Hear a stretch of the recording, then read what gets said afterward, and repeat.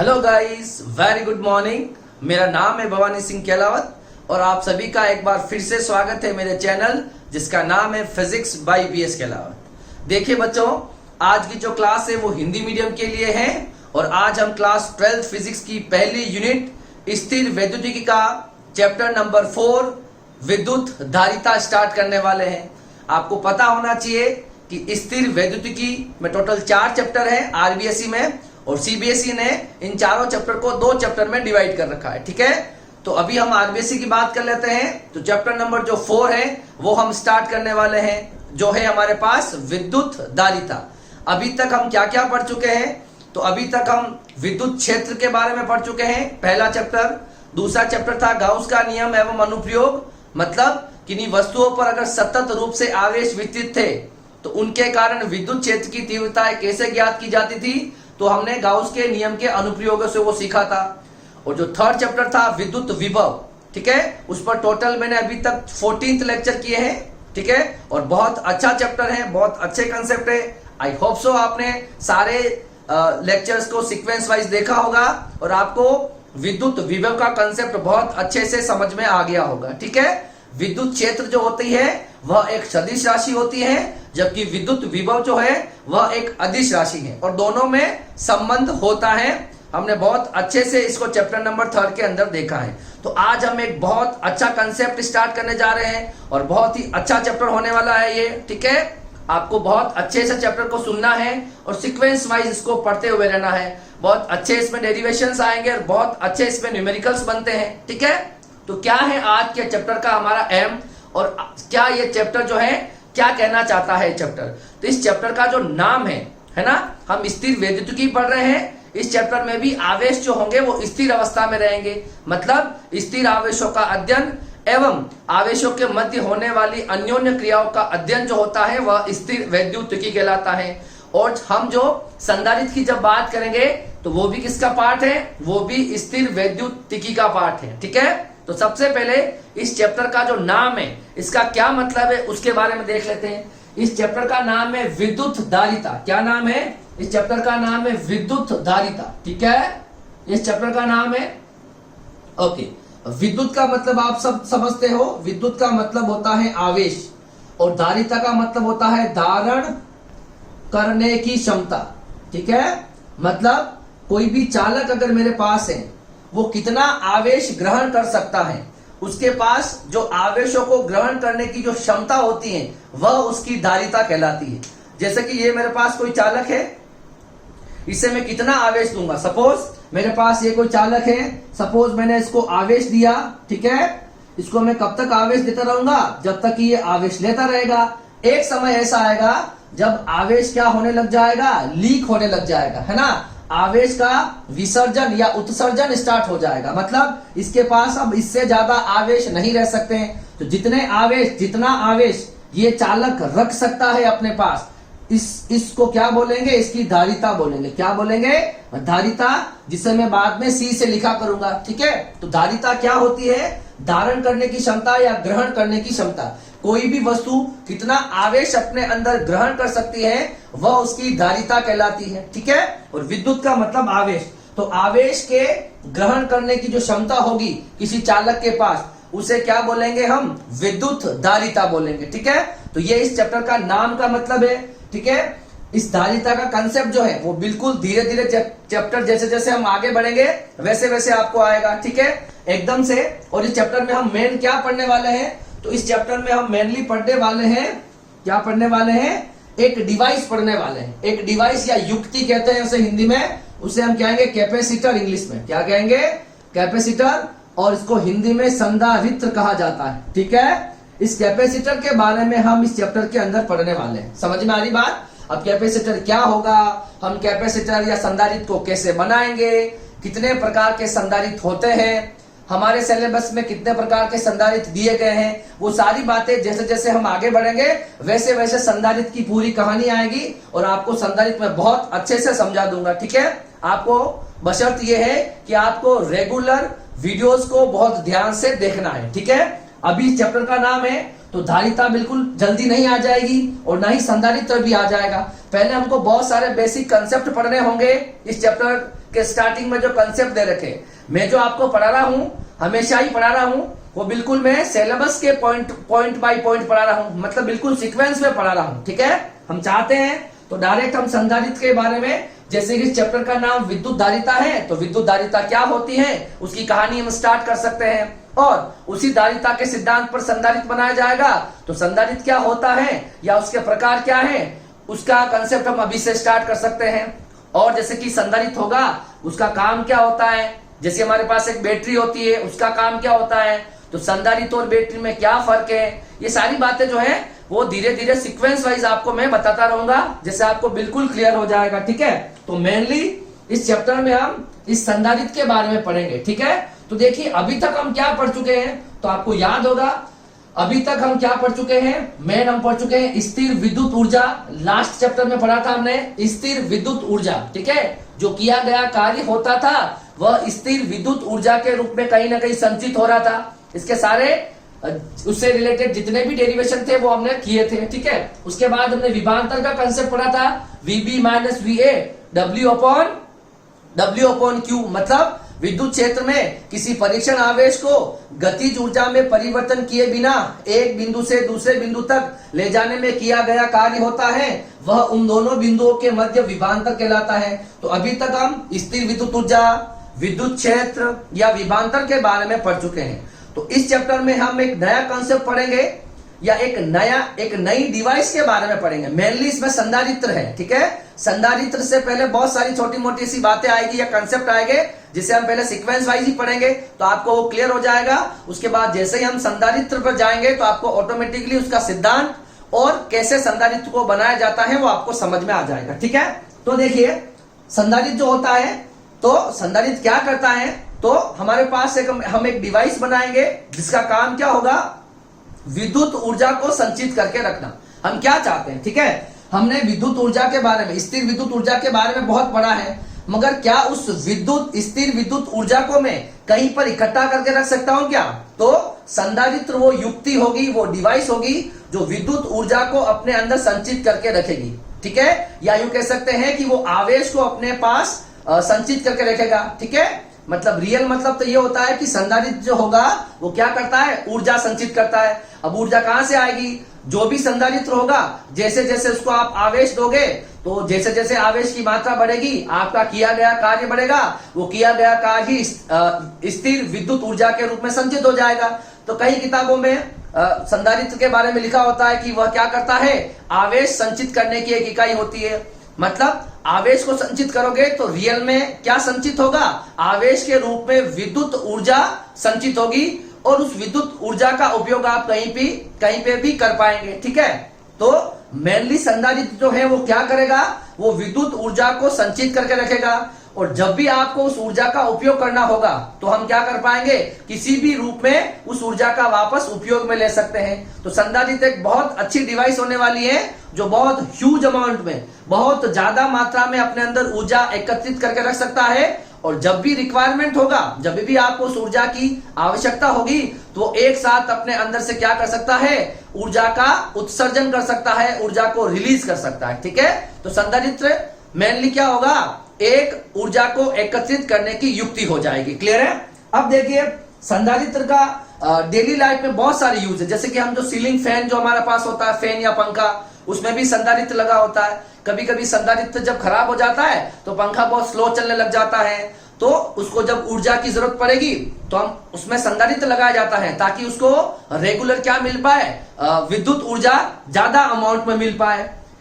एक एग्जांपल है, जैसे कि हमारे पास जो रेडियो होते हैं उसके अंदर भी संधारित्र लगे रहते हैं, जो हमारे पास टेलीविजन होते हैं उसमें भी संधारित्र होते हैं। ठीक है, तो लगभग एक हमारे जो कैमरे का फ्लैश जो होता है, कैमरा जो होता है, कैमरे के अंदर भी आप संधारित्र लगे रहते हैं। आपने देखा होगा जब हम फोटो क्लिक करने के लिए जब हम उस बटन पर क्लिक करते हैं तो एक फ्लैश निकलता, बहुत सारी लाइट निकलती है। अब आपको पता है कि कैमरे के अंदर तो बहुत छोटे छोटे सेल होते हैं, और उन छोटे सेल से इतनी ज्यादा लाइट निकलना इम्पॉसिबल सी बात है।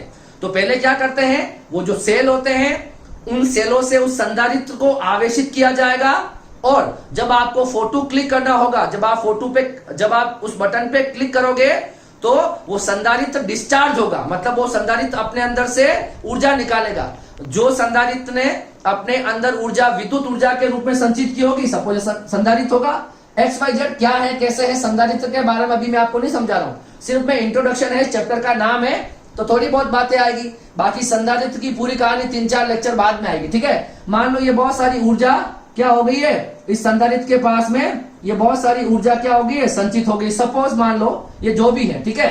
अब जब भी जैसे ही आप उस कैमरे के बटन पर क्लिक करते हो, ये सारी ऊर्जा जो होती है इसको कहते हैं विद्युत ऊर्जा। क्या कहते हैं, विद्युत ऊर्जा। वो विद्युत ऊर्जा किस में निकल जाती है, प्रकाश में, है ना। लाइट एनर्जी या प्रकाश ऊर्जा के रूप में आपको बाहर निकल जाती है, ठीक है। तो जब आपको ज्यादा अमाउंट में प्रकाश या लाइट की जरूरत थी, तो हमने क्या कर लिया, उन कैमरे के अंदर लगे हुए जो सेल थे, उन सेलों से सबसे पहले आपने संधारित्र को क्या कर लिया, आवेशित कर लिया, या संधारित्र को चार्ज कर लिया। चार्ज करने का मतलब संधारित्र के अंदर विद्युत ऊर्जा के रूप विद्युत ऊर्जा संचित हो चुकी है ना, इलेक्ट्रिकल एनर्जी स्टोर्ड हो चुकी है, ठीक है। और जब भी आपको उसका उपयोग करना होगा तो संधारित्र में ऐसा ही होगा, ठीक है।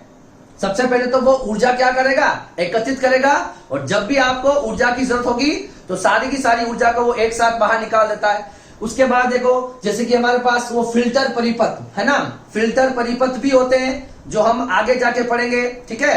चैप्टर नंबर 10 के अंदर फिल्टर परिपथ के बारे में कंसेप्ट दे रखा है, तो जहां फिल्टर परिपथ बनाने में भी संधारित्रों का उपयोग होता है, ठीक है। तो इस तरह से बहुत सारे यूजेस है संधारित्र के बारे में। जैसे जैसे हम पढ़ेंगे वैसे वैसे आपको संधारित्र की पूरी कहानी समझ में आ जाएगी। तो मेनली जो इस चैप्टर का नाम है, चैप्टर का नाम है विद्युत धारिता। मतलब, और धारिता का मतलब होता है ग्रहण करने की क्षमता, और विद्युत का मतलब आवेश, ठीक है। तो कोई चालक हो या कोई युक्ति हो, उसके पास आवेश ग्रहण करने की कितनी क्षमता है, जितनी उसकी क्षमता होगी वह उसकी धारिता कहलाती है। धारिता मतलब धारण करने की क्षमता। जैसे कि है ना, जैसे कि एक छोटी सी ग्लास है, मानो इसमें 1 लीटर पानी आता है, तो हम कह सकते हैं ना कि भाई इसकी क्षमता 1 लीटर पानी की है। बड़ी ग्लास लूंगा, मान लो 2 लीटर, तो बोलूंगा 2 लीटर इसमें पानी ग्रहण करने की क्षमता है, ठीक है ना। तो ये इनकी पानी को स्टोर रखने की क्षमता इनके पास होगी। वैसे ही जो संधारित्र होगा उसके पास क्या होगा, अलग अलग अमाउंट में आवेशों को रखने की क्षमता होगी, जिसे हम उसकी धारिता कहेंगे, कैपेसिटेंस बोलेंगे, ठीक है। तो ये तो हो गया आपका introduction part. I hope so इसमें ज्यादा कोई डिफिकल्टी वाली बात नहीं है, ठीक है। ज्यादा कंफ्यूज होने की बिल्कुल जरूरत नहीं, बहुत अच्छा चैप्टर है, बहुत कंसेप्ट रहेंगे इसमें और बहुत ही मजा आएगा इसको पढ़ते वक्त, ठीक है। तो आप सिर्फ जो मैं बातें बोल रहा हूं उस बातों को बहुत ध्यान से आपको सुनना है, और आपको रेगुलर नोट्स बनाते हुए पढ़ते रहना है। और न्यूमेरिकल जितने भी आएंगे, आपको टेक्स्ट बुक या एनसीईआरटी का कोई न्यूमेरिकल नहीं छोड़ना है। सबसे पहले आपको टेक्स्ट बुक में दिए गए सारे न्यूमेरिकल जो है उसको अच्छे से सॉल्व कर लेना है। उसके बाद आप चाहे तो एडवांस लेवल के क्वेश्चन ट्राई कर सकते हो, ठीक है। मैं यहाँ पर आपको टेक्स्ट बुक के क्वेश्चन भी करवाता हूँ, मेंशन कर देता हूँ, और जेई मेंस और नीट लेवल के क्वेश्चन भी करवाता हूँ, वो भी मैं यहाँ पे लिख देता हूँ। अगर आप बोर्ड के स्टूडेंट हो तो सबसे पहले आपको जो एनसीईआरटी या टेक्स्ट बुक के जितने भी न्यूमेरिकल्स हैं उसको अच्छे से सॉल्व करना चाहिए। उसके बाद आपको एडवांस लेवल के क्वेश्चन ट्राई करना चाहिए। मगर आप क्वेश्चन तभी अटेम्प्ट कर पाओगे जब आपकी थ्योरेटिकल कंसेप्ट अच्छे होने चाहिए। जब आपकी थ्योरी ही अच्छी नहीं है, जब आप कंसेप्ट ही नहीं जानते, तो आप उसे न्यूमेरिकल में कैसे अप्लाई करोगे। तो सबसे पहले आपको पढ़ना बहुत अच्छे से। अगर आपकी थ्योरी और डेरिवेटिव पार्ट अच्छा हो जाएगा तो उसके बाद हम उसको अप्लाई करेंगे न्यूमेरिकल पर। न्यूमेरिकल फिजिक्स में बड़े आसान हो जाते हैं अगर आपने कंसेप्ट वाइज अगर आपने पढ़ाई की होती हो, ठीक है।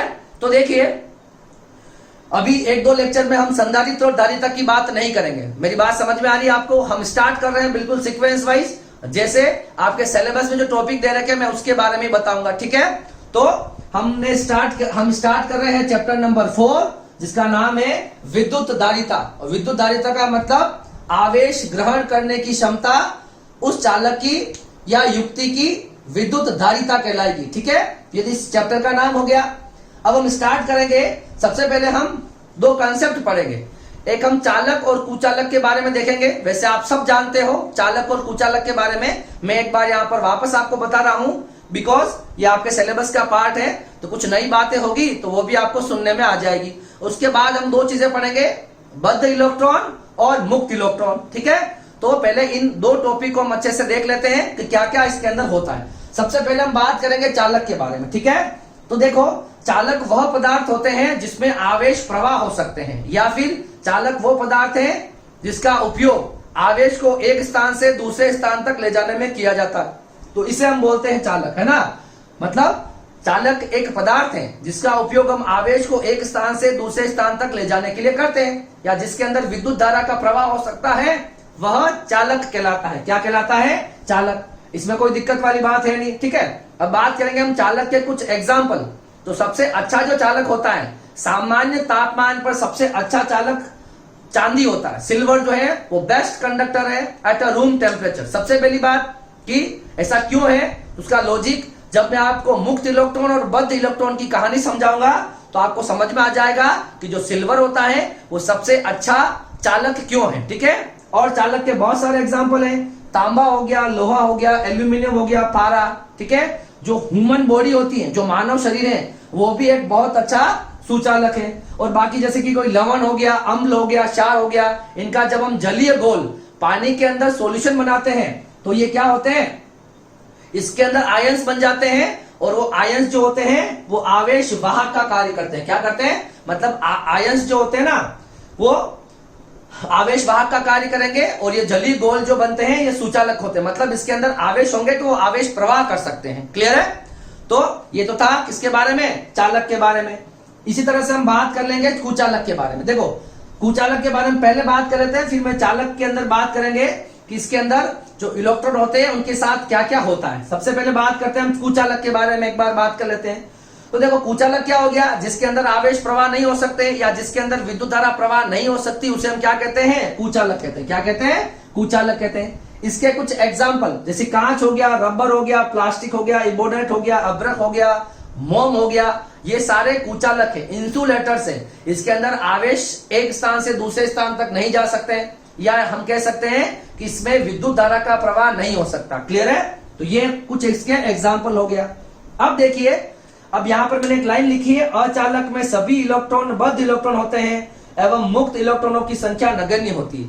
मतलब देखिए, जो आपके पास अचालक या कुचालक होता है, इसमें कोई भी मुक्त इलेक्ट्रॉन नहीं होते। मतलब जिनको प्रवाह होना है वो आवेश इसके पास होते ही नहीं, ठीक है। अब ऐसा क्यों होता है, क्यों नहीं होता, मैं बता रहा हूं। देखो, एक शब्द एक है मुक्त इलेक्ट्रॉन, जिसे इंग्लिश में मैं फ्री इलेक्ट्रॉन्स कहता हूं। मुक्त इलेक्ट्रॉन जो रियल के अंदर प्रवाह होंगे, है ना, मतलब प्रवाह होना है या धारा बनाना है, तो वो जो फ्री इलेक्ट्रॉन्स है वही ऐसा करेंगे।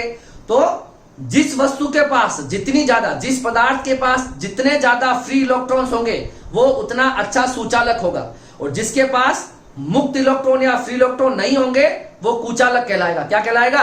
कुचालक कहलाएगा। कुल मिला के जिस वस्तु के पास फ्री इलेक्ट्रॉनों की संख्या ज्यादा वो सुचालक, जिसके पास नगण्य है संख्या फ्री इलेक्ट्रॉनों की, वह क्या हो जाएगा? कुचालक हो जाएगा। जैसे बात करते हैं हम चांदी की, तो चांदी अच्छा सुचालक क्यों है? क्योंकि उसके पास मुक्त इलेक्ट्रॉनों की संख्या सबसे ज्यादा है, इसी वजह से वो सबसे अच्छा सुचालक है। जैसे बात करते हैं हम कांच होता है, कांच कुचालक क्यों है? क्योंकि कांच के पास कोई भी मुक्त इलेक्ट्रॉन नहीं होते, इसी वजह से कांच क्या हो गया? कुचालक हो गया। क्लियर है? अब देखिए, हम बात करते हैं किसी चालक के बारे में। सपोज देखना, मैं चालक का एक डायग्राम बनाऊंगा और मैं इसमें आपको मुक्त इलेक्ट्रॉन की थोड़ी सी कहानी समझाने की कोशिश करता हूं। सपोज ये एक चालक है। क्या है? ये एक चालक है। इसी तरह से दूसरा एग्जांपल यहां पर मैं बना लेता हूं एक कुचालक। क्या बना देता हूं? कुचालक। ये मैंने दो वस्तुएं ली हैं, एक चालक है, कुचालक है। अब मैं इस चालक के अंदर, आपको पता है प्रत्येक पदार्थ जो होता है, प्रत्येक वस्तु जो है वो परमाणु से मिलकर बनती है। क्या किससे मिलकर बनती है? परमाणु से मिलकर बनती है। देखो, परमाणु में क्या होता है? एक होता है नाभिक, और मान लो ये बाहर वाली कक्षा क्या होगी? ये मान लो क्या होगी? बाहर वाली कक्षा। अब देखो, ये तो हो गया नाभिक, इसके पास 2 इलेक्ट्रॉन, मानो इसके पास ये 2 इलेक्ट्रॉन। अब देखो क्या होता है, अगर ये चालक है, ये क्या है? चालक है, और मैंने ये परमाणु बनाया। क्या बनाया है? उस चालक के अंदर एक परमाणु को मैं देख रहा हूं, ठीक है, समझने की कोशिश कर रहा हूं। और यहां पर जो है, अब देखो ऊपर से देखो, थोड़ी सी अगर ऊर्जा इन इलेक्ट्रॉन्स को मिलती है, ठीक है, इन इलेक्ट्रॉनों को ऊर्जा मिलती है, तो ये इलेक्ट्रॉन्स कहां आ जाते हैं? ये इलेक्ट्रॉन इसके संगत परमाणु को छोड़ के, इस परमाणु को छोड़ के कहां आ जाते हैं? इस परमाणु को छोड़ के बाहर चले जाते हैं। तो सबसे पहले जब ये यहाँ थे तो ये बाहरी कक्षा में उपस्थित इलेक्ट्रॉन थे, इनको थोड़ी सी ऊर्जा मिलेगी, ये ऊर्जा पाकर और इस परमाणु की कक्षा को छोड़ के बाहर चले जाएंगे। तब इन इलेक्ट्रॉनों को कहा जाता है मुक्त इलेक्ट्रॉन। क्या कहा जाता है? मुक्त इलेक्ट्रॉन। मेरी बात समझना। अब ये जो इलेक्ट्रॉन है, ये इस परमाणु अंदर वाले जो इलेक्ट्रॉन है, ठीक है, इन अंदर वाले इलेक्ट्रॉन को मैं कहता हूं बद्ध इलेक्ट्रॉन। क्या कहता हूं? बद्ध इलेक्ट्रॉन। क्या कहता हूं? बद्ध इलेक्ट्रॉन, बाउंड इलेक्ट्रॉन, जो अंदर होते हैं। ठीक है, अब लॉजिकल समझाऊंगा कि ये बद्ध क्यों रहते हैं, ऐसा क्यों होता है, वो जब मैं आपको बद्ध इलेक्ट्रॉन और मुक्त इलेक्ट्रॉन की कहानी बताऊंगा तब आपको समझ में आ जाएगा। तो देखिए, जैसे ही उसको ऊर्जा मिलेगी, ये ऊर्जा पाकर बाहर चले जाएंगे और ये बाहरी कक्षा वाले इलेक्ट्रॉन क्या बन जाएंगे? मुक्त इलेक्ट्रॉन बन जाएंगे। क्या बन जाएंगे? मुक्त इलेक्ट्रॉन बन जाएंगे। अब देखो क्या होता है, अब देखो मुक्त इलेक्ट्रॉन चले जाएंगे इसकी संगत परमाणु को छोड़ के बाहर, मगर ये कभी भी, ये होती चालक की परिसीमा। क्या होती है? चालक की परिसीमा। चालक की परिसीमा मतलब जो चालक की बाउंड्री होती है। जैसे ये मार्कर था, इस मार्कर के अंदर कोई परमाणु है तो इसको ऊर्जा मिलने के बाद इस परमाणु से इलेक्ट्रॉन तो निकलेगा, पर इस चालक से बाहर नहीं जा सकता। उसको रहना कहां होगा? उस चालक की परिसीमाओं के अंदर ही रहना होगा। ठीक है, तो देखो, चालक के परमाणु के बाहरी कक्षा में उपस्थित इलेक्ट्रॉन ऊर्जा पाकर संगत परमाणुओं को छोड़कर, मतलब संगत मतलब उसके परमाणु को छोड़कर, संगत परमाणुओं को छोड़कर चालक की परिसीमाओं में घूमने लगते हैं। चालक की परिसीमाओं में घूमने लगते हैं। ठीक है, परंतु वह चालक के बाहर नहीं जा सकते। चालक के बाहर नहीं जा सकते। ये बात आपको समझनी होगी। जैसे कोई चालक है तो चालक के सबसे बाहर वाली कक्षा में उपस्थित जो इलेक्ट्रॉन होंगे उनको अगर ऊर्जा मिलेगी तो वो ऊर्जा पाकर कहां चले जाएंगे? वो ऊर्जा पाकर मुक्त इलेक्ट्रॉन बन जाएंगे। वह मुक्त इलेक्ट्रॉन जो होंगे वो चालक की परिसीमाओं के अंदर घूमेंगे, मगर वो चालक को छोड़कर बाहर नहीं जा सकते। अब याद करना, जैसे ही मैं इस पर विद्युत क्षेत्र लगाऊंगा, ध्यान से देखना, जैसे ही मैं इस चालक के, मान लो मैं इसको बैटरी से जोड़ूंगा तो एक साइड प्लस और एक साइड माइनस आएगा और मान लो ये विद्युत क्षेत्र लगेगा। अब ये है आवेश। क्या है? आवेश। और विद्युत क्षेत्र में आवेश पर कितना बल लगता है? F बराबर QE। यहां पर है इलेक्ट्रॉन तो Q का मान हो जाएगा E इंटू E। तो इन इलेक्ट्रॉनों पे लगेगा बल, और ऋणावेश जो होते हैं वो विद्युत क्षेत्र की विपरीत दिशा में गति करते हैं। तो ये इलेक्ट्रॉन क्या करेंगे? इसकी विपरीत दिशा में गति करने लगेंगे और इसको क्या बोलते हैं? इसको बोल देंगे धारा। ठीक है, जैसे ये आवेश चलने लग जाएंगे वो क्या बनाएंगे? धारा बनाएंगे। अभी हमारा काम धारा पढ़ना नहीं है, बट मैं बता रहा हूं, अगर ये मुक्त इलेक्ट्रॉन नहीं होते हैं तो कभी भी ये धारा नहीं बनाते। इसी वजह से ये चालक है। देखो, अंदर भी इलेक्ट्रॉन है मगर ये इलेक्ट्रॉन कहीं नहीं जाते। ये वाले इलेक्ट्रॉन इस नाभिक के साथ प्रबल आकर्षण बल से बंधे हुए रहते हैं। ठीक है, मगर ये इलेक्ट्रॉन जो होते हैं फ्री इलेक्ट्रॉन है, मुक्त इलेक्ट्रॉन है, मतलब इनका कोई घर नहीं है, ये लावारिस है। जैसे इनको बाहर का कोई विद्युत क्षेत्र आएगा इनको अपने साथ लेके चला जाएगा और ये इलेक्ट्रॉन ही बाद में जाके धारा बनाएंगे। जो अब हम यूनिट नंबर सेकंड पढ़ेंगे उसमें हम बात करेंगे विद्युत धारा में, तब आपको यही समझाया जाएगा वहां पर। ठीक है, तो ये तो हो गया चालक की कहानी। अब क्या करते हैं, देखो, सपोज मैं किसी कुचालक की बात करता हूं। किसकी बात करते हैं हम बात करते हैं कुचालक की। मान लो ये कोई कुचालक पदार्थ था। ठीक है, कुचालक पदार्थ में मान लो ये नाभिक है और मान लो ये परमाणु है। ठीक है, ये 2 इलेक्ट्रॉन और मान लो यहाँ है 8 इलेक्ट्रॉन। ठीक है, इनकी स्टेबल है। क्या है? ये स्थायी है। सारे इलेक्ट्रॉन स्थायी अवस्था में, स्टेबल अवस्था में। क्यों? क्योंकि पहली वाली कक्षा में कितने इलेक्ट्रॉन रहते हैं? 2, दूसरी वाली में 8। तो इसमें पहली वाली कक्षा में 2 है, दूसरी वाली कक्षा में 8 है। तो अब इन इलेक्ट्रॉन जो होते हैं ये सारे इलेक्ट्रॉन इन नाभिक के साथ बंधे हुए रहते हैं। तो ये इसमें जितने भी इलेक्ट्रॉन है ये क्या हो गए? ये सारे क्या हैं? बद्ध इलेक्ट्रॉन है। इसमें एक भी फ्री इलेक्ट्रॉन नहीं होगा। जब कोई फ्री इलेक्ट्रॉन ही नहीं है तो अगर आप विद्युत क्षेत्र भी लगाओगे तो किस पर बल लगाएगा? इन पर बल भी लगाता है, पर ये इलेक्ट्रॉन कभी भी इनके संगत परमाणु की कक्षाओं को छोड़ के नहीं जाते। क्यों नहीं जाते? इस नाभिक का इसके ऊपर प्रॉपर कंट्रोल होता है। नाभिक और ये आकर्षण बल से क्या रहते हैं? बंधे हुए रहते हैं, इसी वजह से कहीं नहीं जाते। समझ में आ रही है? अब कोई मुक्त इलेक्ट्रॉन ही नहीं है, तो ये जो विद्युत क्षेत्र है ये किस पे बल लगाएगा? जब ये, है ना, अब इस पे आप विद्युत क्षेत्र लगाओगे, जैसे कि मेरे पास कोई कांच का टुकड़ा है, अब कांच की दोनों तरफ अगर मैं कांच को मैं बैटरी से जोड़ दूं, प्लस और माइनस, ये प्लस और ये माइनस, मगर अंदर कोई मुक्त इलेक्ट्रॉन ही नहीं है, तो किस पर लगेगा बल? जब बल, है ना, जब आवेश ही नहीं है तो प्रवाह कौन होंगे? इसी वजह से जो कुचालक होता है उसके अंदर आवेश प्रवाह नहीं होते। क्यों प्रवाह नहीं होते? क्योंकि उसके अंदर मुक्त इलेक्ट्रॉन ही नहीं होते। ठीक है, तो ये जो मैंने आपको कहानी समझाई है ये चालक और कुचालक के बारे में है, और यही इस चैप्टर का आपका पहला टॉपिक भी मिलेगा आपको 4.1, जिसमें आपको चालक और कुचालक के बारे में समझा रखा है। ठीक है, आई होप सो आपको चालक और कुचालक के बारे में थोड़ा सा समझ में आया होगा। अब मैं आपको बताऊंगा अभी कि बद्ध इलेक्ट्रॉन और मुक्त इलेक्ट्रॉन क्या होते हैं। तो मैं इसको मिटा रहा हूं, इसको आप कॉपी कर लो पहले। ठीक है, मिटा दूं मैं इसको। अब देखिए हमको क्या पढ़ना है। अब हमें पढ़ना है कि बद्ध इलेक्ट्रॉन और मुक्त इलेक्ट्रॉन क्या होते हैं। ठीक है, फ्री इलेक्ट्रॉन और बाउंड इलेक्ट्रॉन्स के बारे में आपने बहुत बार सुना होगा, 10th क्लास में भी आपने सुना ही होगा इसके बारे में। ठीक है, तो थोड़ी थोड़ी सी बातें इनके बारे में कर लेते हैं, क्योंकि ये हमारे सिलेबस का पार्ट है, तो हम इसको छोड़ेंगे नहीं। चाहे आपको आता है ऑलरेडी कि चालक कुचालक क्या होते हैं और मुक्त इलेक्ट्रॉन और बद्ध इलेक्ट्रॉन क्या होते हैं, तो भी हम इसको थोड़ा सा यहाँ पर डिस्कस करेंगे। ठीक है, अब देखिए सबसे पहले हम यहां पर क्या पढ़ना चाह रहे हैं। देखो, हम पढ़ना चाह रहे हैं बद्ध इलेक्ट्रॉन। बद्ध इलेक्ट्रॉन को कहते हैं बाउंड इलेक्ट्रॉन। क्या कहते हैं?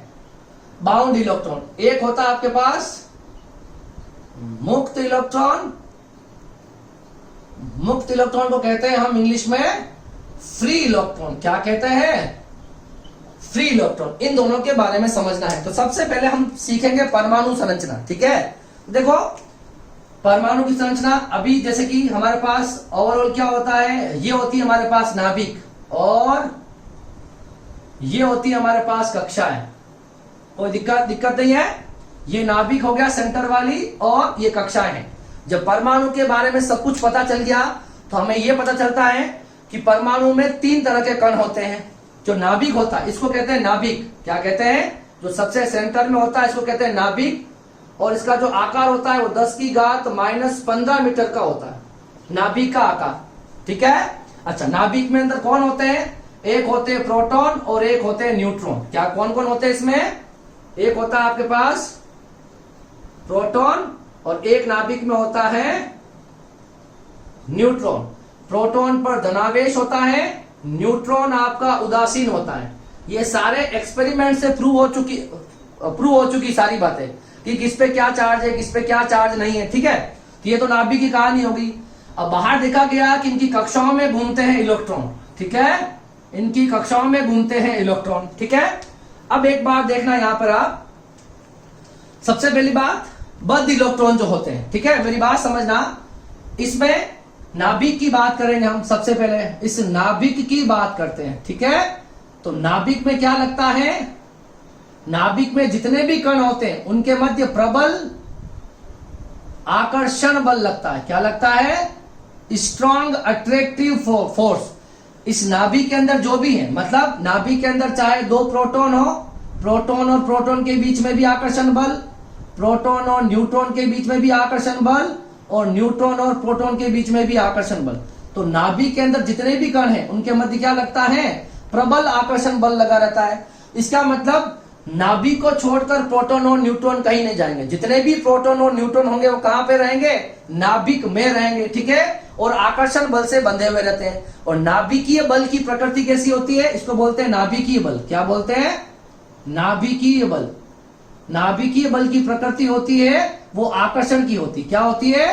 आकर्षण की होती है। यह तो हो गई नाभिक की बात। ठीक है, इसका मतलब नाभिक पर ओवरऑल जो चार्ज होता है, देखो ये तो होता है न्यूट्रल और ये होता है प्लस। न्यूट्रॉन पर कोई आवेश नहीं होता, उदासीन होता है। ऐसा कौन सा कण होता है जिस पर आवेश नहीं होता है तो वो क्या है, न्यूट्रॉन। कौन है, न्यूट्रॉन। बाकी सारे बच्चे प्रोटॉन। तो नाभिक पर कुल कौन सा आवेश आना चाहिए, पॉजिटिव आवेश आ जाता है, क्योंकि सारे प्रोटॉन पर धनावेश है, न्यूट्रॉन पर कोई आवेश नहीं है। तो नाभिक की प्रकृति कैसी होती है, नाभिक की प्रकृति होती है धनावेशित। क्या होती है, पॉजिटिव होती। समझ में आ गई बात। अब देखो ये नेगेटिव चार्ज है इलेक्ट्रॉन्स, है ना, बाहर वाली कक्षाओं में इलेक्ट्रॉन चक्कर लगाते हैं। अब मान लो ये आपके पास ये है, इनके मध्य कौन सा बल लगेगा बताओ, इनके मध्य आकर्षण बल लगेगा। मगर जो इलेक्ट्रॉन, देखना ध्यान से, इनमें कौन सा बल लगेगा, आकर्षण का बल। कौन सा, आकर्षण का बल लगेगा, ठीक है। पर ये आकर्षण बल जो होगा इसके बीच की दूरी में r मान लो, ठीक है। अब चलते हैं हम बाहर वाली कक्षा के इलेक्ट्रॉन पे। अब देखो ये R1 होगी, ये R2 होगी। अब दूरी बढ़ जाएगी तो इनके मध्य लगने वाला आकर्षण बल भी दुर्बल हो जाएगा। तो ये जो अंदर वाले इलेक्ट्रॉन है, जो नाभिक के पास वाले इलेक्ट्रॉन है, इसको बोला जाएगा, क्या बोला जाता है, इसको बोला जाता है बद्ध इलेक्ट्रॉन। क्या बोला जाएगा, बद्ध इलेक्ट्रॉन। बद्ध इलेक्ट्रॉन क्यों बोला गया, क्योंकि ये नाभिक के साथ प्रबल आकर्षण बल से बंधे हुए रहते हैं। मतलब इन इलेक्ट्रॉनों को यहां से ले जाना बहुत मुश्किल काम है, ठीक है। ये यहां से इस कक्षा को छोड़कर नहीं जाना चाहते। ज्यादा अगर विद्युत क्षेत्र लगाएंगे तो फिर कोई भी कुचालक, डाई इलेक्ट्रिक स्ट्रेंथ जो होती है ना, किसी कुचालक की जो क्षमता होती है ना, फिर वो टूटेगी, अलग बात होगी। मगर ये अंदर वाली जो कक्षा है इसको बोलते हैं बद्ध इलेक्ट्रॉन। इसमें जो इलेक्ट्रॉन उपस्थित रहेंगे ये बद्ध इलेक्ट्रॉन। और जो बाहर वाली कक्षा में है इसको क्या बोला जाता है, ये इलेक्ट्रॉन ही बाद में जाके क्या बनते हैं, मुक्त इलेक्ट्रॉन बनते हैं, ठीक है। इनको हम संयोजी इलेक्ट्रॉन कहते हैं। थोड़ी सी ऊर्जा पाकर ये बाहर चले जाएंगे तो ये वाले इलेक्ट्रॉन ही बाद में जाके क्या बन जाते हैं, मुक्त इलेक्ट्रॉन बन जाते हैं। अब क्वेश्चन ये है कि सर ये वाले इलेक्ट्रॉन कहीं क्यों नहीं जाते और ये वाले क्यों चले जाते हैं। उसका कारण सिंपल सा है कि हमें पता है ये प्लस और ये माइनस है। इनमें आकर्षण बल जो है अंदर वाली कक्षा में वो क्या होता है, स्ट्रांग होता है। और जैसे जैसे दूरी बढ़ेगी, कूलाम का नियम याद है, F बराबर K Q1 Q2 upon R square. तो जैसे जैसे दूरी बढ़ेगी वैसे वैसे बल क्या होगा, दुर्बल होगा। तो जैसे जैसे हम नाभिक से दूर जाएंगे वैसे वैसे इलेक्ट्रॉन और नाभिक के मध्य लगने वाला आकर्षण बल में कमी आएगी। इसी वजह से ये वाले इलेक्ट्रॉन जो होते हैं इनको थोड़ी सी अगर ऊर्जा भी मिलेगी, इनको थोड़ी सी ऊर्जा मिलेगी और ये क्या बन जाएंगे, ये बाहर जाके क्या बन जाएंगे, मुक्त इलेक्ट्रॉन। क्या बन जाएंगे, थोड़ी सी एनर्जी मिलेगी, ये लेगा और बाहर चला जाएगा और बन जाएगा मुक्त इलेक्ट्रॉन, ठीक है। तो इनके मध्य जो बल लग रहा है, मेरी बात ध्यान से सुनना, ये इलेक्ट्रॉन और प्रोटॉन के मध्य जो बल लग रहा है ये भी क्या होता है, इनको बोलते हैं अंत परमाणवीय बल। क्या बोलते हैं, अंत परमाणवीय बल, इंटर एटॉमिक फोर्स, मतलब परमाणु के अंदर लगने वाला आकर्षण बल। और इसको क्या बोलते हैं, इन दोनों के मध्य लगने वाला बल नाभिकीय बल। क्या बोलते हैं, नाभिकीय बल। क्या बोलते हैं, न्यूक्लियर फोर्स। और ये बहुत स्ट्रांग होता है, न्यूक्लियर फोर्स बहुत स्ट्रांग होता है। और ये होता है अंत परमाणवीय बल, इंटर एटॉमिक फोर्स, जो दूरी के साथ क्या होता रहेगा, जैसे जैसे दूरी बढ़ेगी ये लगने वाला बल क्या हो जाएगा, वीक हो जाएगा। क्लियर है। तो जो नाभिक के पास वाली कक्षा में रहते हैं उसे बद्ध इलेक्ट्रॉन कहते हैं। और बद्ध इलेक्ट्रॉन अपनी संगत, परमाणु की संगत कक्षाओं को छोड़कर कहीं नहीं जाते। जबकि जो मुक्त इलेक्ट्रॉन होते हैं वो क्या होते हैं, परमाणु के सबसे बाहरी कक्षा में उपस्थित इलेक्ट्रॉन होते हैं, ठीक है, जिनको थोड़ी सी ऊर्जा मिलेगी, ऊर्जा पाकर वो उस चालक की परिसीमाओं में चला जाएगा, घूमेगा। चालक को छोड़ के नहीं जा सकता, मगर उसके परमाणु की कक्षा को छोड़ के बाहर चला जाएगा। क्लियर है। तो ये मेनली किसकी बात हो जाएगी, इलेक्ट्रॉन, बद्ध इलेक्ट्रॉन और मुक्त इलेक्ट्रॉन, ठीक है। तो जो धारा बनाते हैं, जो धारा बनाएंगे या जो आवेश वाहक का कार्य करेंगे वो होंगे ये मुक्त इलेक्ट्रॉन। इन इलेक्ट्रॉनों का कोई मतलब नहीं है, चाहे चालक है चाहे कुचालक है, सबके अंदर इलेक्ट्रॉन्स होते हैं। मगर सारे इलेक्ट्रॉन जो होते हैं वह आवेश वाहक मतलब धारा बनाने का कार्य नहीं करेंगे। उसमें से जितने भी इलेक्ट्रॉन मुक्त इलेक्ट्रॉन बनेंगे, उन मुक्त इलेक्ट्रॉनों पे विद्युत क्षेत्र लगेगा, तो उन आवेशों पे बल लगेगा और बल लगने से वो आवेश गति करेंगे और आवेशों की प्रवाह की दर को मैं धारा कहूंगा, ठीक है, जो हमारी अगली यूनिट है। अभी हम धारा की बात यहाँ नहीं कर रहे हैं, मगर कंसेप्ट वाली बातें आ गई तो मैंने आपको समझा दी, ठीक है। तो हम बात करेंगे सर इस परमाणु का आकार क्या होता है। ये पूरा एक परमाणु है, तो परमाणु का जो आकार होता है वो 10⁻⁻10 मीटर है। कितना है, 10 की घात माइनस 10 मीटर। ठीक है, तो देखो सबसे पहले हम बात करेंगे नाभिक की। तो नाभिक के अंदर कौन होता है? प्रोटॉन और न्यूट्रॉन। क्या होता है? तो जब आपको परमाणु भार चाहिए, क्या चाहिए? परमाणु भार, मतलब इस परमाणु का पूरा भार चाहिए तो नाभिक का भार ले लो। तो मतलब आप प्रोटॉन, किसको? प्रोटॉन और न्यूट्रॉन को जोड़ लो। किसको? प्रोटॉन और न्यूट्रॉन को जोड़ लो तो वो आपको एटॉमिक वेट आ जाएगा, परमाणु भार आ जाएगा। ठीक है, अच्छा ये तो होगी नाभिक की बात। अब बात करेंगे हम नाभिक के अंदर कौन होते हैं? प्रोटॉन। तो प्रोटॉन पर आवेश कितना होता है? 1.6 10 की घात माइनस 19 कूलम। न्यूट्रॉन पर आवेश कितना होता है? तो न्यूट्रॉन पर आवेश कुछ नहीं होता, क्योंकि न्यूट्रॉन क्या होता है? उदासीन होता है। अच्छा, प्रोटॉन का द्रव्यमान कितना है? मास ऑफ प्रोटॉन और मास ऑफ न्यूट्रॉन, थोड़ा सा फर्क होता है इसमें, मगर दोनों को बराबर ही कंसीडर करते हैं। मतलब प्रोटॉन का द्रव्यमान कितना है और न्यूट्रॉन का द्रव्यमान कितना है? तो 1.67 10 की घात माइनस 27 किलोग्राम। ठीक है, इसके अलावा इसमें क्या दिखता है आपको? इलेक्ट्रॉन। क्या दिखता है? हमको दिखता है इलेक्ट्रॉन। तो इलेक्ट्रॉन का आवेश कितना है? तो माइनस 1.6 10 की घात माइनस 19 कूलम। अच्छा, इलेक्ट्रॉन का द्रव्यमान क्या है? तो क्या है इलेक्ट्रॉन का? 9.01 इंटू 10 की घात माइनस 31 किलोग्राम। ये क्या हो जाएगा? इलेक्ट्रॉन का द्रव्यमान। देखो परमाणु भार निकालना है तो इसके केंद्र में क्या क्या होता है? तो प्रोटॉन और न्यूट्रॉन होता है, दोनों की संख्या को जोड़ लो, आपको परमाणु भार आ जाएगा। ठीक है, एक और बात, परमाणु क्रमांक चाहिए।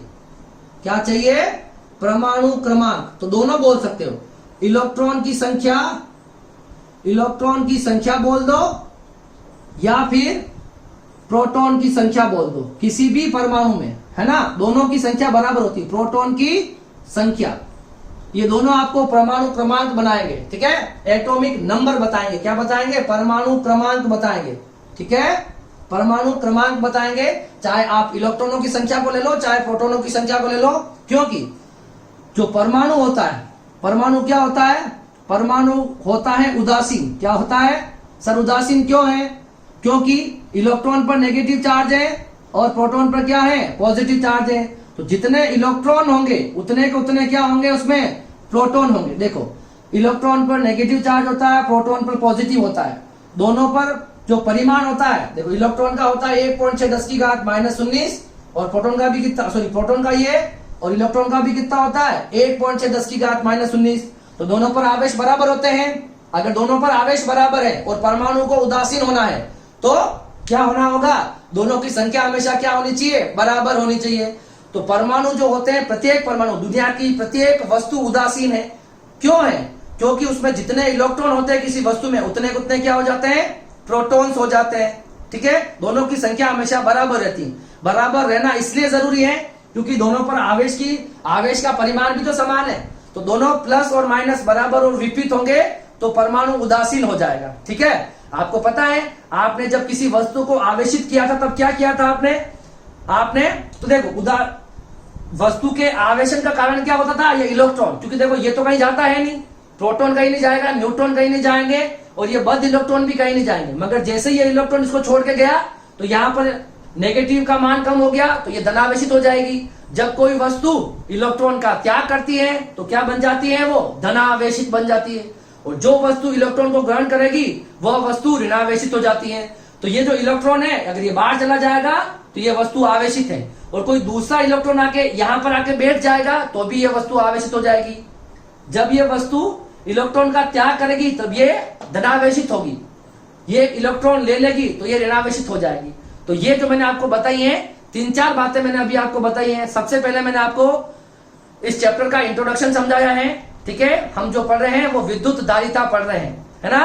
किसी चालक की आवेश के ग्रहण करने की क्षमता उसकी धारिता कहलाती है। ठीक है, उसका हमने बेसिक और कुछ एग्जाम्पल देखा है और इस चैप्टर में हम संधारित्र के बारे में देखेंगे। क्लियर है? उसके बाद इसके 2 टॉपिक हैं, एक है चालक और कुचालक। तो मैंने चालक और कुचालक के बारे में समझाया आपको और इनके कुछ एग्जाम्पल आपको दिए।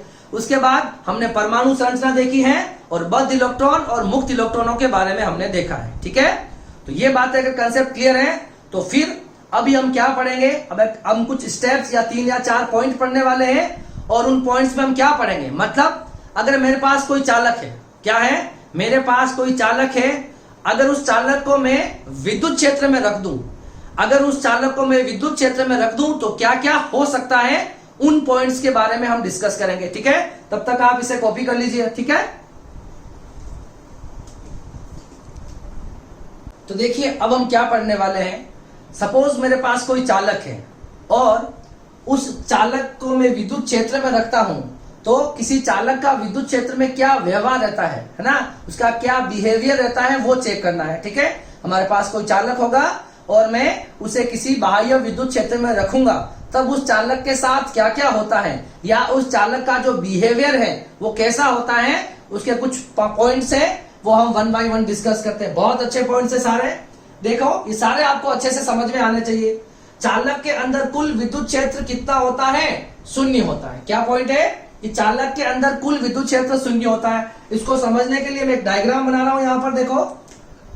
सपोज ये मेरे पास एक विद्युत क्षेत्र है, ये मान लेते हैं प्लस प्लेट, इस पर प्लस आवेश दिया गया है, और इस पर सपोज मान लो क्या दिया गया है, माइनस आवेश दिया गया। क्या दिया गया है, यहां पर दिया गया है माइनस आवेश। ठीक है, अच्छा, विद्युत क्षेत्र की दिशा कहां से कहां होती है बताओ, प्लस से माइनस की ओर होती है। अब मैं क्या करता हूं, इन दोनों प्लेटों के मध्य में एक चालक का टुकड़ा रख देता हूं। क्या रखता हूं, एक चालक की स्लेब या टुकड़ा रख देता हूं।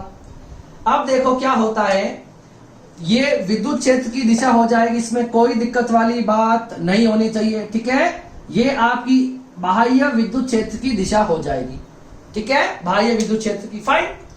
अब देखो जैसे ही आप बाह्य विद्युत क्षेत्र लगाते हो तो बताओ ये माइनस इसके अंदर क्या होगा, इसके सारे माइनस इस प्लस की तरफ आकर्षित होकर कहां आ जाएंगे, इस प्लेट के इस वाले फलक पर आ जाएंगे। मतलब प्लस वाले की तरफ इसके सारे के सारे माइनस शिफ्ट हो जाएंगे। इसी तरह से इस माइनस प्लेट के पास इसके सारे क्या आ जाएंगे, प्लस आ जाएंगे। ठीक है, आपको पता है कि विद्युत क्षेत्र प्लस से माइनस चलता है।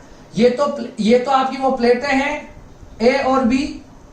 ठीक है, और ये आपकी वो क्या है, पी क्यू आर और एस, वो चालक का एक टुकड़ा है, इसको रखा है। अब चालक के टुकड़े के अंदर देखो वापस प्लस माइनस बने, तो चालक के टुकड़े के अंदर भी एक विद्युत क्षेत्र बनेगा जिसकी दिशा उसके विपरीत होगी, और उसका हम बोलेंगे ई आई। ठीक है, मतलब प्रेरित विद्युत क्षेत्र। इसके कारण इसके अंदर ऐसा हुआ है, इसके कारण इसके अंदर ऐसा होना, इसको बोलते हैं प्रेरण होना। ठीक है, तो प्लस की तरफ माइनस आ जाएंगे, माइनस की तरफ प्लस आ जाएंगे, और बाह्य विद्युत क्षेत्र की दिशा प्लस से माइनस, अंदर प्रेरण हुआ, इधर प्लस इधर माइनस, इसकी दिशा हो गई इधर। अब ये बात ये है कि सर कब तक ये माइनस और प्लस इधर आते रहेंगे, जब तक ये ई आई और ई नॉट बराबर नहीं हो जाए। अगर मैं इसके अंदर अब ई नेट निकालूं, क्या, इस स्लेब के अंदर ध्यान से देखना, इस स्लेब के अंदर अगर मैं ई नेट निकालूंगा तो ई नेट मेरा कितना आएगा, ई नॉट में से किसको माइनस करना होगा, ई आई को। दोनों की दिशा विपरीत है, तो ई नॉट और ई आई हमेशा क्या होते हैं चालक के लिए, जब चालक को बाह्य विद्युत क्षेत्र में रखते हैं तो ये ई नॉट और ई आई बराबर होते हैं। बच्चे क्वेश्चन पूछते हैं सर मैंने बाहर से बहुत सारा ई नॉट लगा दिया तो इसके अंदर से प्लस और माइनस तब तक अलग होते रहेंगे जब तक ई आई का मान किसके बराबर नहीं हो जाए, ई नॉट के बराबर नहीं हो जाए। तो यहां से आपको ई नेट कितना मिल गया है, 0 मिल जाएगा। ठीक है, तो क्या हुआ, चालक के अंदर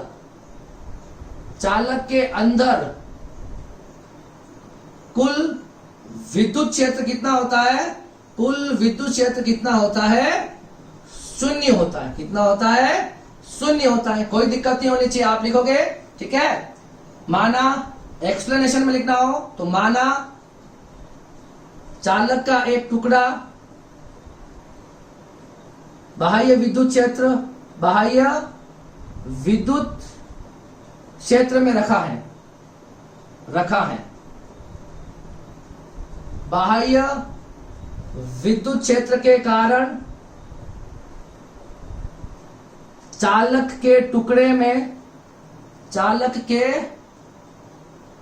में प्रेरण होगा एवं प्लस की तरफ माइनस एवं माइनस की तरफ प्लस आवेश प्रेरित हो जाएंगे, ठीक है, एवं चालक के अंदर बाह्य विद्युत क्षेत्र के विपरीत, चालक के अंदर बाह्य विद्युत क्षेत्र के विपरीत एवं बराबर एक प्रेरित विद्युत क्षेत्र उत्पन्न हो जाता है। ये हो गई इसकी कहानी जो मैंने आपको भी बताई। मतलब जैसे आप विद्युत क्षेत्र के बीच में कोई चालक का कोई टुकड़ा रखोगे तो उसमें प्रेरण होगा, तो ई नॉट के विपरीत उस टुकड़े के अंदर एक ई आई मतलब प्रेरित विद्युत क्षेत्र, ठीक है, यहां पे लिख सकते हो आप। ई नॉट क्या होता है? बाह्य विद्युत क्षेत्र, ठीक है, और ई आई हमारे पास क्या होता है? प्रेरित विद्युत क्षेत्र। क्या होता है? क्या होता है? यहां लिख लो, प्रेरित विद्युत क्षेत्र, ठीक है। और ई नेट जो हो जाएगा वो 0 आएगा। कितना आएगा? 0 आएगा। ये हो गया पहला पॉइंट। किसी चालक का बाह्य विद्युत क्षेत्र में हम व्यवहार देख रहे हैं। पहला पॉइंट समझ में आ गया। विद्युत क्षेत्र हमेशा चालक की पृष्ठ के लंबवत होता है। सपोज ध्यान से देखना, ये मेरे पास कोई चालक है, मान लो ये इस चालक की पृष्ठ है ऐसा, ठीक है, ये चालक की पृष्ठ दे रखी है। तो मान लो ये एक चालक की पृष्ठ है इस तरह से, ठीक है, ये एक चालक की पृष्ठ है एस। तो विद्युत क्षेत्र जो होगा वो चालक की पृष्ठ के हमेशा क्या होता है? लंबवत होता है। सर अगर ऐसा नहीं हो, हम मान लेते हैं कि मान लो ऐसा नहीं है, तो देखो क्या दिक्कत आएगी। हम मान लेते हैं ये चालक का एक पृष्ठ ले लेते हैं हम, ये एक चालक का पृष्ठ ले लिया, और इस चालक के पृष्ठ से मान लो विद्युत क्षेत्र जो है वो थीटा कोण पर है। कितने कोण पर है? मान लो ये तो हो गया एस, ये चालक का पृष्ठ हो गया, और मान लेते ई कहां है? थीटा कोण पर है। किस पर? कितने कोण पर है? थीटा। तो इस ई के जब हम घटक बनाएंगे तो एक घटक तो इधर बनेगा और एक घटक इधर। ये ई है, थीटा है, तो ये हो जाएगा ई कॉस थीटा, और ये हो जाएगा मेरे पास ई साइन थीटा, ठीक है। तो यहां पर देखो ई कॉस थीटा जो है वो चालक के पृष्ठ पर है। क्या हुआ देखो, माना ई एवं एस के मध्य थीटा कोण है। ई को घटकों में वियोजित करने पर, ई को घटकों में वियोजित करने पर ई कोस थीटा एस के पृष्ठ के, मतलब ई कोस थीटा पृष्ठ के समांतर होता है। क्या होता है? ई कोस थीटा पृष्ठ के समांतर दिख रहा है, ई कोस थीटा पृष्ठ के समांतर हो जाएगा। अब अगर ये यहां पर विद्युत क्षेत्र आ गया, ध्यान से देखना, अगर यहां पर विद्युत क्षेत्र आ गया तो इस पर जो आवेश होंगे, है ना, तो ई कोस थीटा के कारण पृष्ठ के मुक्त इलेक्ट्रॉन्स पर बल लगेगा, ठीक है। जैसे विद्युत क्षेत्र में कोई आवेश आता है उस पर बल लगता है, बल लगेगा, एवं आवेश गति करने लगेंगे एवं धारा का निर्माण करेंगे, जो कि संभव नहीं है। क्योंकि हम क्या पढ़ रहे हैं? हम स्थिर वैद्युतिकी पढ़ रहे हैं, धारा इसमें बननी नहीं चाहिए, जो कि निर्माण करेंगे, जो कि संभव नहीं है, ठीक है। ऐसा कभी भी पॉसिबल नहीं हो सकता, ठीक है। अगर ऐसा होगा तो फिर तो धारा बन जाएगी। भाई यहाँ विद्युत क्षेत्र लग रहा है तो यहाँ पर इलेक्ट्रॉन गति करने लगेंगे ऐसे इसके पृष्ठ पर, और इलेक्ट्रॉन गति करेंगे तो विपरीत दिशा में क्या बनाएंगे? धारा बनाएंगे। और हम स्थिर वैद्युतिकी पढ़ रहे हैं तो इसमें धारा नहीं बन सकती। ये पहले इसके 2 पॉइंट है, इसको आप कॉपी कर लो, ठीक है। फिर हम थर्ड पॉइंट के बारे में डिस्कस करते हैं, ठीक है। इसको मिटा दूं मैं, ठीक है। दोनों पॉइंट है, सारे पॉइंट इंपॉर्टेंट है, ठीक है। 1 मार्क्स के क्वेश्चन इसके अंदर से बनते हैं, कॉपी कर लिया इसे। अब देखो नेक्स्ट पॉइंट जो है तीसरा पॉइंट क्या है? तीसरा पॉइंट है किसी चालक के अंदर कुल आवेश शून्य होता है और सभी आवेश कहां पर वितरित होते हैं? पृष्ठ पर वितरित होते हैं। किसी चालक के अंदर कुल आवेश कितना होता है? 0 होता है और सभी आवेश कहां पर वितरित होते हैं? पृष्ठ पर वितरित होते हैं। इस बात को हमें देखना है, ठीक है। देखो तीसरा पॉइंट जो है, ठीक है, तीसरा पॉइंट क्या है? चालक के अंदर कुल आवेश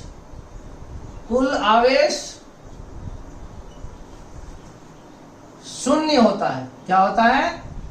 एवं सभी आवेश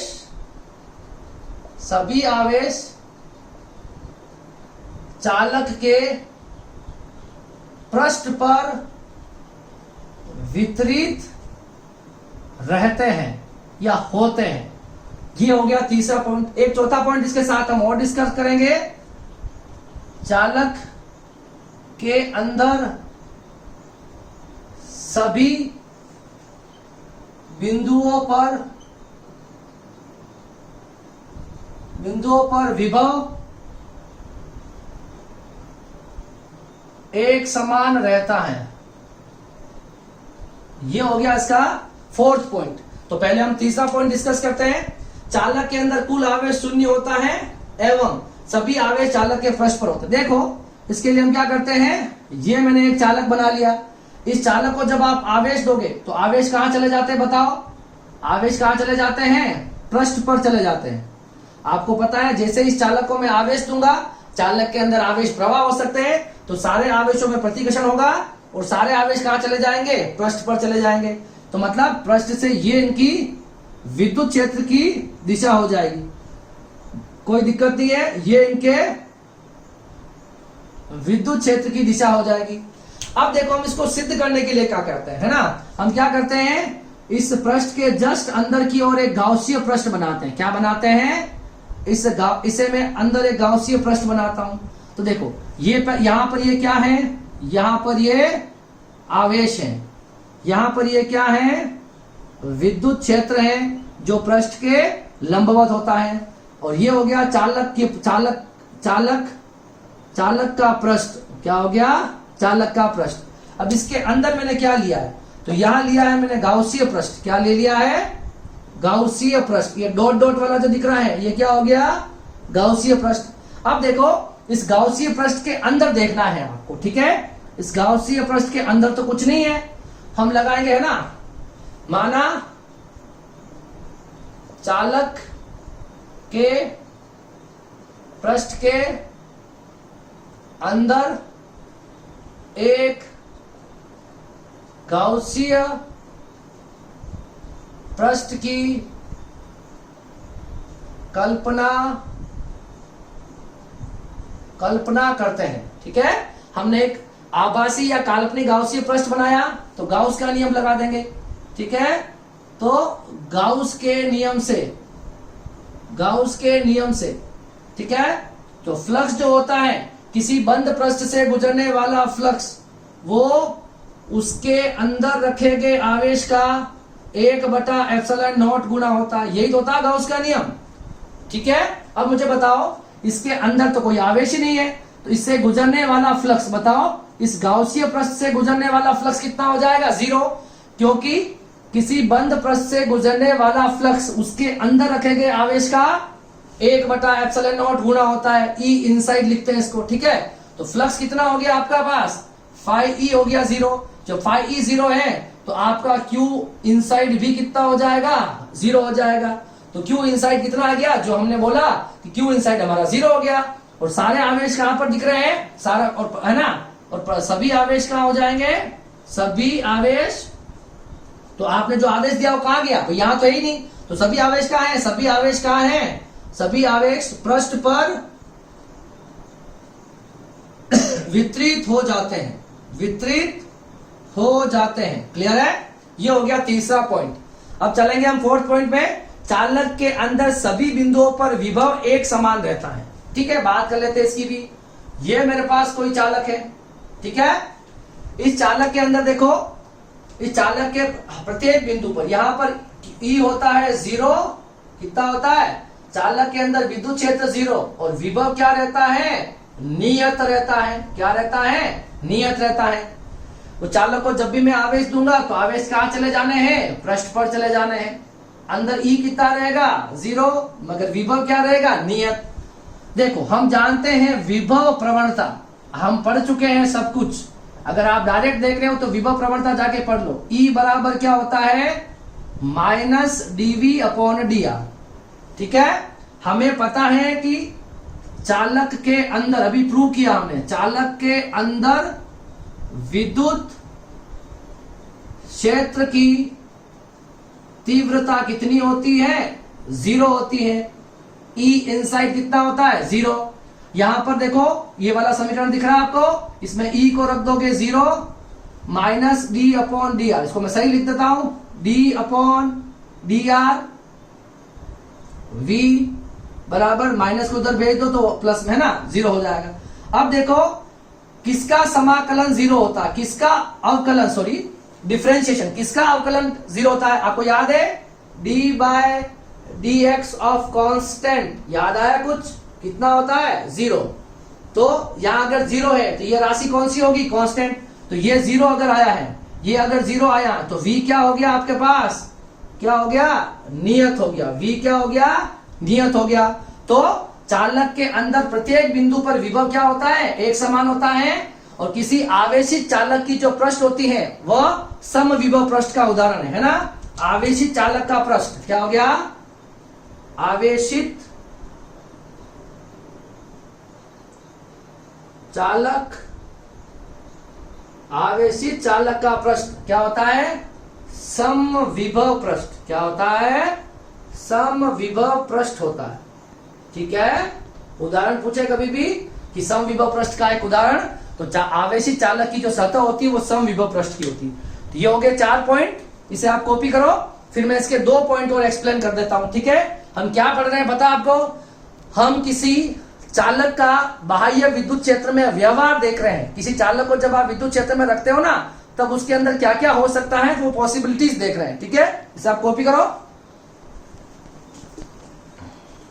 तो देखो इसका जो 5th पॉइंट है, वो 5th पॉइंट क्या कह रहा है, चालक के पृष्ठ पर उपस्थित विद्युत क्षेत्र पृष्ठीय आवेश घनत्व के समानुपाती होता है। मतलब किसी चालक के पृष्ठ पर जो ई होगा वो उसके पृष्ठीय आवेश घनत्व के क्या हो जाएगा, समानुपाती हो जाएगा। कोई भी एक एग्जांपल ले सकते हैं। देखो मान लेंगे हमने ये एक चालक ले लिया, क्या ले लिया, चालक, और इसको मैंने चार्ज कर दिया। ठीक है, इसको मैंने आवेशित कर दिया है। अब क्या करता हूं, इसके अंदर इस तरह का मैं गाउसीय पृष्ठ ले लेता हूं। क्या लेता हूं, मैं एक गाउसीय पृष्ठ ले लेता हूं, बेलनाकार एक गाउसीय पृष्ठ ले लिया। तो यहां पर मैंने इसके 3 सेक्शन बनाऊंगा। ये हो जाएगा S1, ये हो जाएगा S2 और ये हो जाएगा S3। ध्यान से देखना, अभी अगर चालक है, क्या है, चालक, तो इसके अंदर ई कितना हो जाएगा, 0। ठीक है, देखो इसके 3 पृष्ठ हो गए। मैं क्या चाहता हूं, ई को और सिग्मा को समानुपाती ज्ञात करना चाहता हूं। देखो ध्यान से, मैंने एक चालक ले लिया, इस चालक के अंदर मैंने 3 बिंदु ले लिए, एक बाहर, एक पृष्ठ पर और एक अंदर, और मैंने एक बेलनाकार गाउसीय पृष्ठ बना दिया। क्या बना दिया, ये क्या है मेरे पास, ये मेरे पास गाउसीय पृष्ठ बना है। ठीक है, कोई दिक्कत नहीं, बेलनाकार गाउसीय पृष्ठ हो गया। अब देखो यहां पर तो ई वैसे 0 है, मगर इसकी अगर दिशा चाहिए मुझे एस की, तो एस की दिशा किधर आती, एस की दिशा किधर आती, इधर आती। अगर मुझे ये ऊपर वाला जो ये वक्र पृष्ठ जो है, ऊपर वाले की दिशा किधर होती, ऊपर की ओर। तो अगर इसकी दिशा की जरूरत पड़ती तो ये वाला जो हिस्सा है S2, इसकी दिशा क्या होती, ऊपर की ओर। अब S3 जो है, ये वाला हिस्सा, ये बेलन ही तो है, इसकी दिशा किधर हो जाएगी, लंबवत बाहर की ओर।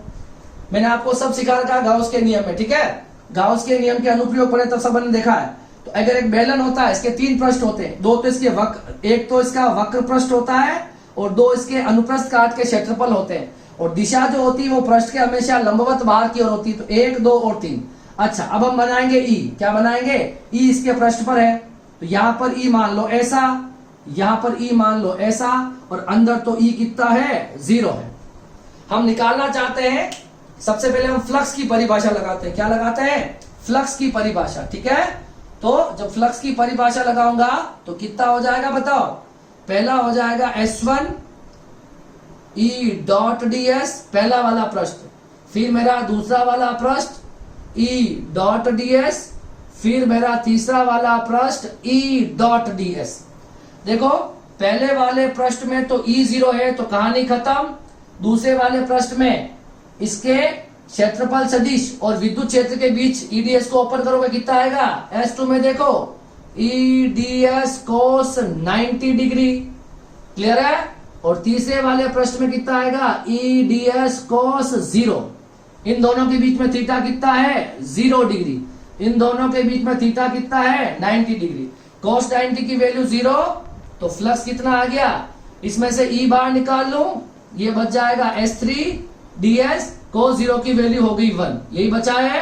अच्छा, इसके में ds ds ds ds ds मिला के कितना बना दूंगा मैं, इसको s बना दूंगा। कितना बना दूंगा, तो फ्लक्स कितना आ गया मेरे पास, E सभी को जोड़ के बनाया, कितना बन गया मेरे पास, s बन गया। तो ये तो मैंने एक तरीके से फ्लक्स निकाल लिया। अब देखिए दूसरे तरीके से फ्लक्स कैसे निकालेंगे। तो दूसरे तरीके से फ्लक्स क्या हो जाएगा, फाई ई बराबर Q inside upon epsilon not, यही होता है।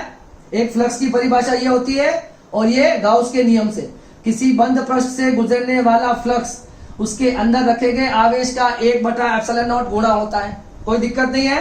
अब मुझे बताओ सिग्मा बराबर क्या होता है, Q अपॉन A या Q अपॉन S ना। एकांक क्षेत्रफल पर आवेश वितरण को पृष्ठीय आवेश वितरण कहते हैं। तो Q की वैल्यू क्या हो जाएगी, सिग्मा इंटू S।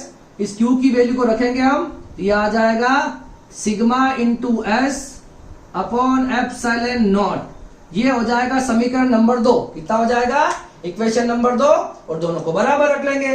तो फर्स्ट इक्वल टू, पहले को दूसरे के बराबर रख दो, फर्स्ट इक्वल टू सेकंड। तो पहले में कितना है देखो, E इंटू S, दोनों फ्लक्स है। दूसरे में कितना आया, sigma S into epsilon not, cut गया तो E कितना आ गया, सिग्मा अपॉन एप्सिलॉन नॉट। अगर सदिश में निरूपित करना है तो पीछे n कैप लगा दो। क्या लगा दो, तो यहां पर दिख रहा होगा आपका E किसके समानुपाती आ गया है, सिग्मा के समानुपाती। और n क्या हो गया, एकांक सदिश। क्या है, एकांक सदिश, जो क्या कर रहा है, विद्युत क्षेत्र की दिशा बता रहा है, विद्युत क्षेत्र की दिशा, ठीक है ना। ये हो जाएगा मेरा 5वां पॉइंट। जो मैं बोलना चाह रहा था कि ई और सिग्मा समानुपाती होते हैं, तो मैंने एक एग्जांपल लेके इसको बता दिया। और ये आप देखोगे तो आपके गाउस का एक अनुप्रयोग भी है जो सेकंड वाले चैप्टर में है। अब देखो तीसरा और चौथा लास्ट वाला केस, किसी खोखले चालक के अंदर, ठीक है। आपको याद होगा केविटी, कभी शब्द सुना हो आपने, केविटी सुना है, मतलब किसी बड़े गोले के अंदर छोटा सा एक, बीच में छोटा सा एक खोखला पार्ट होता है, उसको हम बोलते हैं केविटी। क्या बोलते हैं इसको, मैंने खोखला शब्द यूज किया। देखो मैं बना रहा हूं, क्या बना रहा हूं, ये मेरा पास एक चालक है, ध्यान से देखना, यहां से ये पूरा सॉलिड है, ठोस है, और उस ये गोला है, ध्यान से देखना, ये एक गोला है, उसके अंदर इतना सा बड़ा गोला और है, समझ में आ रहा है। एक गोला है, अंदर से इतना सा बड़ा गोला और काट लिया मैंने, अंदर ही अंदर, ठीक है। अब देखो मैं करना क्या चाहता हूं, जैसे ही मैं इसको आवेश दूंगा तो आवेश कहीं नहीं रहते, न तो यहां रहेंगे, न यहां रहेंगे, न यहां रहेंगे। आवेश हमेशा कहां चले जाते हैं, कहां चले जाते हैं, आवेश हमेशा चालक के पृष्ठ पर चले जाएंगे, जिससे इसकी विद्युत क्षेत्र की दिशा पृष्ठ के लंबवत कुछ इस तरह से हो जाएगी, ठीक है। कोई दिक्कत वाली बात नहीं है, ओके। अब हम क्या चाहते हैं, हमें क्या करना है, किसी खोखले चालक के अंदर यहां पर मुझे सिद्ध करना है कि E0 है। कितना है, E0। उसके लिए मैं क्या करता हूं, इस खोखले गोले के जस्ट बाहर एक गाउसीय पृष्ठ लेता हूं। क्या लेता हूं, जस्ट पास में, है ना, इसके पास मैंने क्या लिया, एक गाउसीय पृष्ठ बना दिया। क्या बना दिया, गाउसीय पृष्ठ बना दिया। क्या बना दिया, गाउसीय पृष्ठ बना दिया। इसके जस्ट बाहर मैंने गाउसीय पृष्ठ बना दिया। अब देखिए क्या होता है, इस गाउसीय पृष्ठ के अंदर देखो, क्या आपको कोई आवेश दिख रहा है क्या, देखो फ्लक्स की परिभाषा है ना, ये लगाएंगे तो EDS cos थीटा और Q inside upon epsilon not. अब देखो इसके अंदर जो है, ध्यान से देखना, इसके अंदर कोई E है क्या? अगर यहां से इस गाउसीय पृष्ठ से गुजरने वाला फ्लक्स तो 0 है। हमने क्या करा है, अंदर खोखले गोले के पृष्ठ के समीप, पृष्ठ के समीप क्या लिया है? गाउसीय पृष्ठ। क्या लिया है? गाउसीय पृष्ठ की कल्पना करते हैं। तो अब आपको पता है, आपने यहां पे गाउसीय पृष्ठ ले लिया।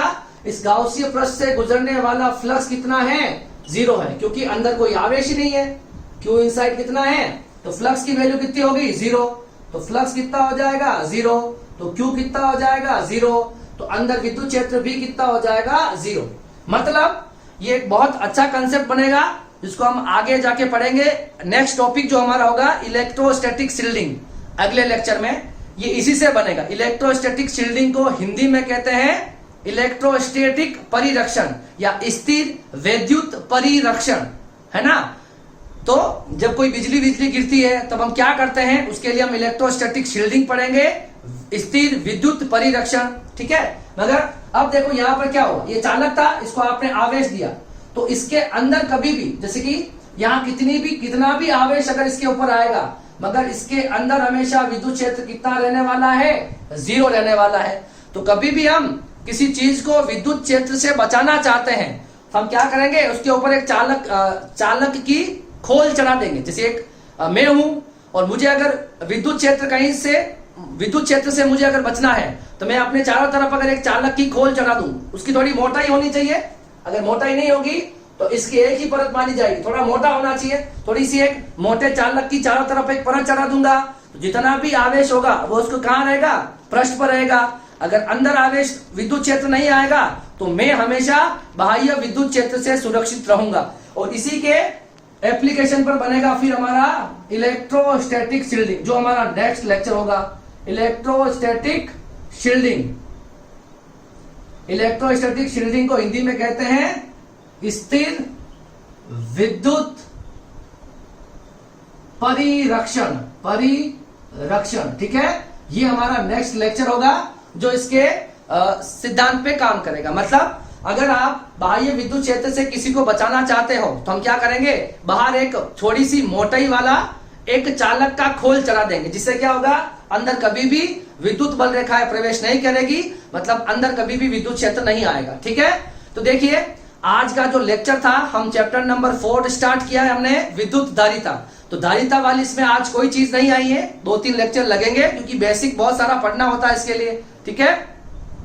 तो आज के लेक्चर में हमने चालक पढ़ा, कुचालक पढ़ा, बद्ध आवेश पढ़ा, मुक्त इलेक्ट्रॉन पढ़े, और हमने लास्ट में जाके क्या पढ़ा कि बाह्य विद्युत क्षेत्र में किसी चालक का व्यवहार। ये सारे 6 पॉइंट हमने इस पर डिस्कस किए हैं। जो अगली क्लास होगी उसमें हम परावैद्युत पदार्थ के बारे में पढ़ेंगे, और हम स्टार्टिंग करेंगे स्थिर विद्युत परिरक्षण से, और फिर हम परावैद्युत पदार्थ के बारे में पढ़ेंगे जो कि एक कुचालक ही होते हैं। तो वहां से हमारे चैप्टर का जो मेन मोटो है वो स्टार्ट हो जाएगा, जो नेक्स्ट लेक्चर जो होगा, ठीक है। इस लेक्चर को भी आपको बहुत अच्छे से देखना है क्योंकि ये भी आपका पार्ट ऑफ सिलेबस है, सिलेबस का हिस्सा है। इससे भी क्वेश्चंस 1-1 नंबर में पूछे जाते हैं, तो आपको कोई भी टॉपिक छोड़ना नहीं है, ठीक है। अगर आपको आता है तो ठीक है, आप स्किप कर सकते हो, मगर अगर आपको नहीं आता है तो एक बार आप इस वीडियो को अच्छे से जरूर देखें, ठीक है। तो आज के लिए इतना ही, थैंक यू सो मच। अब मिलेंगे हम नेक्स्ट लेक्चर में।